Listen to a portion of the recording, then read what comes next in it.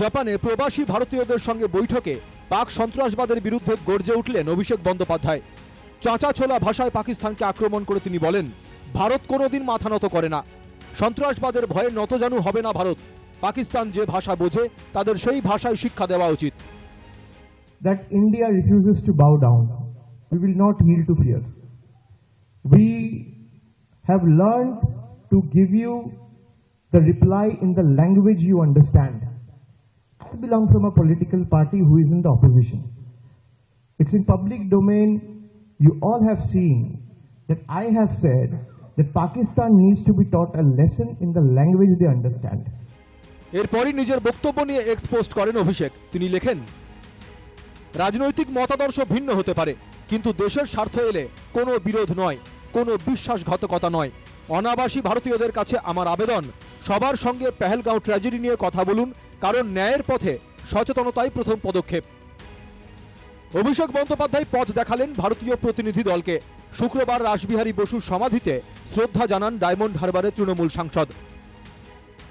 সেই পথ ধরে শনিবার রাসবিহারী বসুর সমাধিতে শ্রদ্ধা জানালেন জাপানে যাওয়া ভারতীয় প্রতিনিধি দলের জেডিইউ সাংসদ সঞ্জয় কুমার ঝা, কংগ্রেস নেতা সলমান খুরশিদ এবং জাপানে ভারতীয় রাষ্ট্রদূত সিবি জর্জ।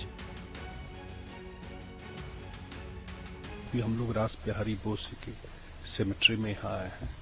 कल उनका जन्मदिन है। बहुत बड़े रिवोल्यूशनरी थे और यहीं पर उनका डेथ हुआ था और यही वो जगह है। तो हम लोग उनको श्रद्धा सुमन श्रद्धांजलि अर्पित करने के लिए उनके सेमेट्री पर उनको फूल चढ़ाने के लिए आया है और यहीं आज हम लोग का यात्रा का एंड यहीं इसी से हो रहा है। যেটা নেতৃত্ব দিলেন অভিষেক বন্দ্যোপাধ্যায়, যে ভারতবর্ষের মনীষীদের আমরা ভারতবর্ষের বাইরে ভুলে যাব না, এটাই তো আমাদের ঐতিহ্য কৃষ্টি। এবং তিনি কিন্তু তার ব্যস্ততার মধ্যেও অফিসিয়াল ভিজিটের বাইরেও সেখানে পৌঁছে গেছিলেন। তারপর দেখলাম যেমনটি বললেন, শ্রী সালমান খুরশিদ, শ্রী সঞ্জয় কুমার ঝা, তারা ওই ডেলিগেশনে রয়েছেন, তারাও গেলেন কিন্তু ওখানে।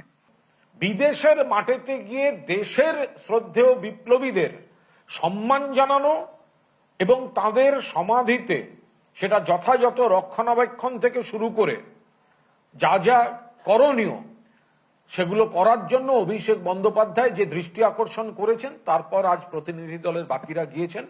ফলে আমরা অভিষেককে ধন্যবাদ জানাচ্ছি।